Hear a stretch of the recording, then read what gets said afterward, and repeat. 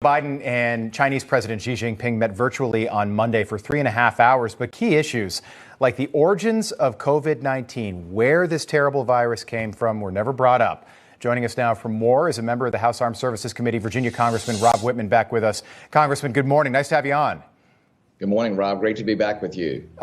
This virtual summit, again, 3.5 hours, and you released a statement almost immediately after that meeting wrapped up. It was fairly strongly worded. I want to read a segment from that statement right now. You said it was, quote, a missed opportunity to reassert U.S. strength on the global stage. To make matters worse, the origins of the COVID-19 pandemic, which has taken the lives of over 762,000 Americans, and of which China continues to block the truth, was not even discussed. Congressman, what did you make of this meeting between the two world leaders? Well, I think it was a missed opportunity on President Biden's behalf to address an issue that is incredibly important, not just to the United States, but the world. Rob, 762,000 Americans died from COVID-19. We know that the gain of function research at the Wuhan lab led to the escape of COVID-19 from that lab. And that has had major impacts around the world. And for the president to not even bring that subject up, not even to make the attempt to hold China accountable, to make sure they're transparent about what happened in Wuhan, to make sure that they are accountable for what happened there, is just unconscionable. It is not what a leader of the United States should do in engaging with Xi Jinping. Okay, so the other topic that wasn't brought up is the Uyghur Muslims. Over 1 million Uyghurs are in slave internment camps. There's forced genocide happening at these camps, reports of murder. That topic was not brought up, yet we are less than 3 months away from the opening ceremonies of the Beijing Olympics. Our athletes are going to travel to China, give their economy a huge boost. What'd you make of that? Were you surprised that wasn't even brought up? Absolutely. Another missed opportunity. These human rights abuses, the incredible things that are happening there with the Uyghurs is absolutely unacceptable. And for the president not to address that, again, another missed opportunity. But another, I think, opportunity for the president to really get after Xi Jinping, to be aggressive. Listen, Xi Jinping is a very aggressive and belligerent leader.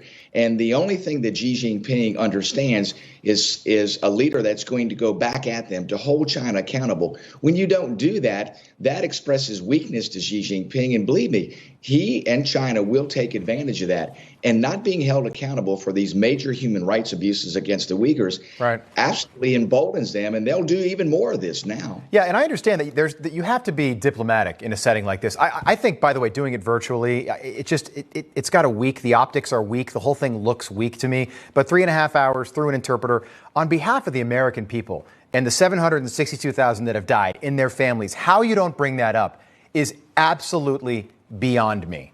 I want to talk just for a moment about something you did this past week. You sent a letter to House Speaker Nancy Pelosi urging her not to pass this massive Build Back Better plan, which would be the largest spending bill in U.S. history, but instead have the government, quote, accomplish the most basic of congressional responsibilities, funding the government and providing for our national defense. Why did you feel the need to do that, sir?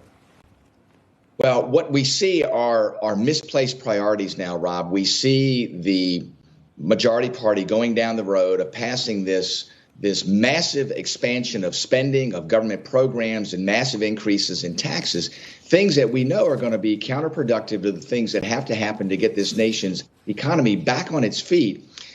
And instead of doing what is our constitutional duty, and that is providing for the nation's defense, getting the National Defense Authorization Act done, we have the priorities reversed. We're doing this reconciliation bill that we know is going to increase taxes, is going to put another block in the recovery of our economy, and not doing the basic responsibilities that this government has to do, and that is provide for this nation's national defense. Just quickly on the nuts and bolts of this bill, Nancy Pelosi says she'll keep the House in session beyond Friday if they don't have a vote on this bill. She can only lose 3 votes, 3 Democratic votes on her side of the aisle for this thing to pass. Do you think she has the votes right now to pass this thing and move it along to the Senate? I'm not certain that she does. I don't even think that she knows how many votes she has on this. This continues to change. They're going to bring up another a process, what's called a rule, bringing it to the floor because they've had to make more changes on it. They're waiting for a Congressional Budget Office score, which won't be out until the end of the day on Friday. Right. I think still uncertainty moving forward with this. I don't think they have the votes. Hopefully they won't get the votes to move this monstrosity forward. Okay, so we've kind of had a little bit of an evolution when it comes to Build Back Better. At first, it was there's no inflation's not going to be bad. Don't worry, we might see a little inflation from where we were January 20th at 1.4%. Then now we're at 6.2%. It was inflation is transitory, and now this week, and it's kind of stunned me. The message has totally changed. It's Build Back Better will actually help solve inflation. What do you make of that? Listen, that's just a false narrative. You hear officials from the Obama administration have come out and said clearly that this will result in inflation, and questioning why would you go forward with a bill like this reconciliation bill that adds massively to spending, that adds massively to taxes in the face of inflation. Those folks have said that this will actually exacerbate the current conditions. So what's happening is actually counterintuitive to what needs to happen, and that is to actually not take more money out of people's pocketbooks, to make things simpler within the regulatory realm, to not expand government. All those things counterintuitive to what needs to happen. Congressman, really enjoyed the conversation. Thanks so much for coming on with us. Great to see you. We will all wait and see what that CBO report has to say. Again, the CBO, nonpartisan. So that should be interesting when that comes out late tomorrow. Thanks so much. Good to see you again. Yes, thanks, Rob. Great to see you again. All right, let's check in with Alex Kramer.